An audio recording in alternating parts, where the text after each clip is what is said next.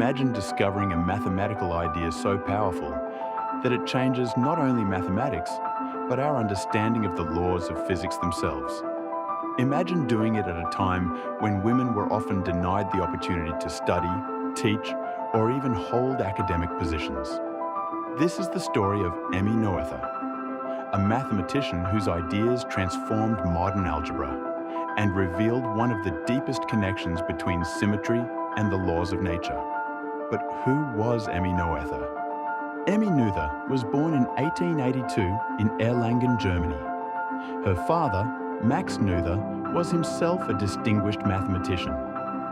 But Emmy would eventually develop a mathematical style that was remarkably different from her father's. She was fascinated by abstract structures and by finding the hidden principles connecting seemingly different mathematical problems. But there was a major obstacle.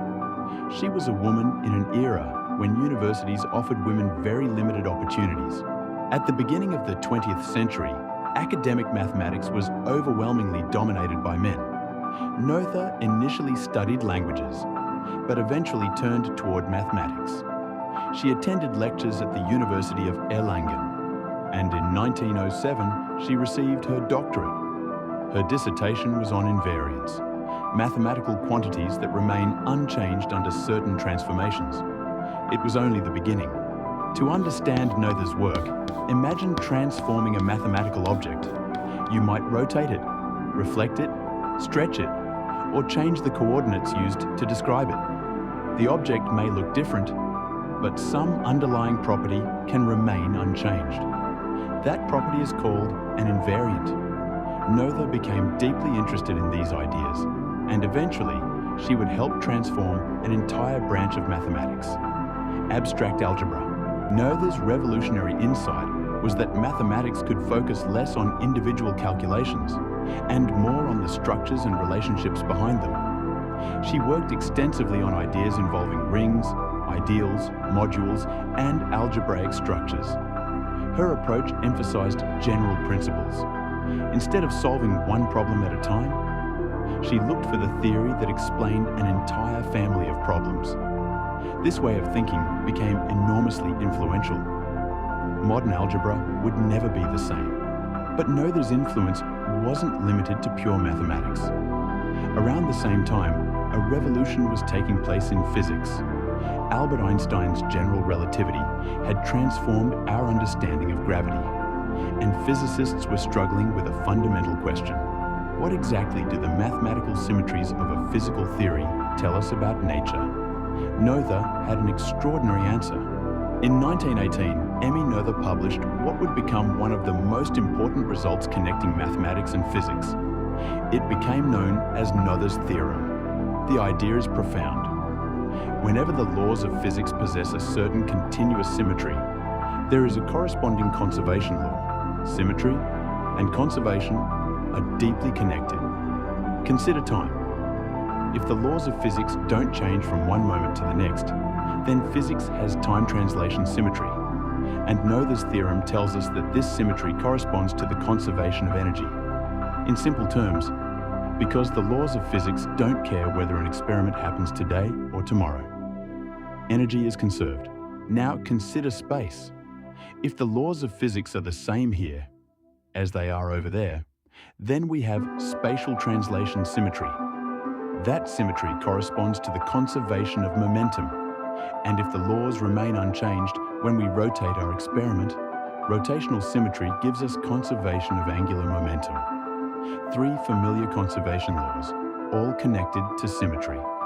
And this is what makes Noether's theorem so beautiful. It tells us that conservation laws aren't simply isolated rules we memorize.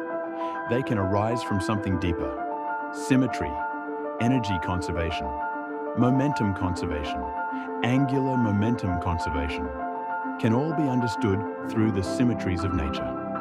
A mathematical principle had revealed a hidden architecture underneath physics.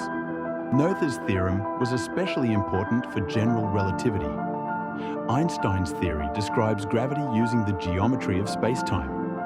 But general relativity possesses a powerful symmetry. The laws of physics should not depend on the arbitrary coordinates we use to describe space-time. Noether's ideas helped mathematicians and physicists understand the relationship between these symmetries and conservation laws in gravitational theories. Her work became part of the mathematical foundation of modern theoretical physics. Despite the importance of her work, Noether's academic career was far from easy. She eventually moved to the University of Göttingen, one of the world's great centers of mathematics. There, she worked alongside some of the greatest mathematicians of the era. But because she was a woman, she initially could not hold a normal academic position. She sometimes lectured under the name of another professor. Students came to hear her mathematics, even when the university system refused to properly recognize her. Her students, however, recognized her brilliance. Noether wasn't simply interested in giving people answers. She taught them how to think mathematically. Her influence spread through a generation of mathematicians, and many of the ideas that became standard in modern algebra can be traced through her school of thought. Then, history intervened. In 1933, the Nazis came to power in Germany.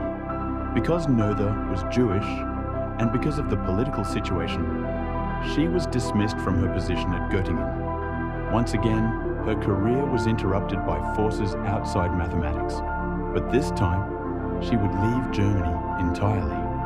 Noether eventually emigrated to the United States. She found a position at Bryn Mawr College in Pennsylvania. There, she continued teaching and researching. She also became an important figure in the American mathematical community.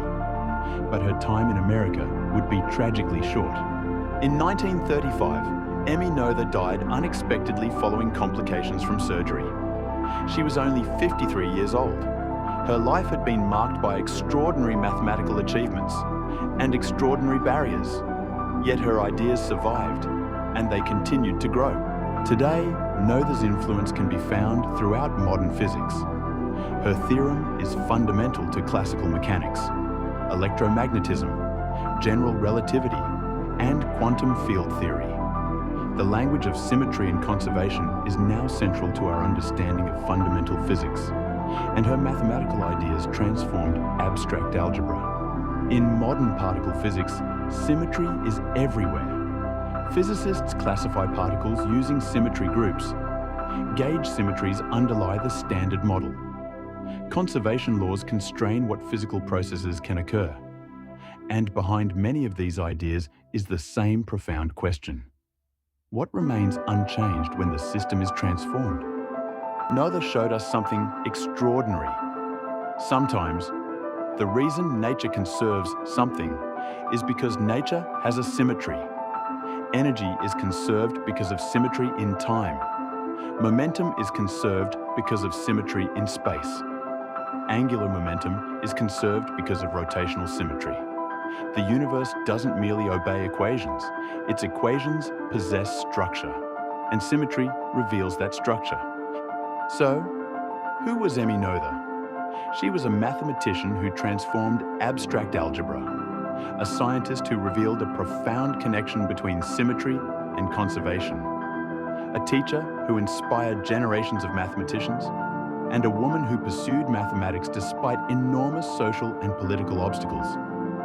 Her story is a reminder that some of the deepest discoveries in science don't come from measuring something new, but from recognizing a hidden connection between things we already thought we understood.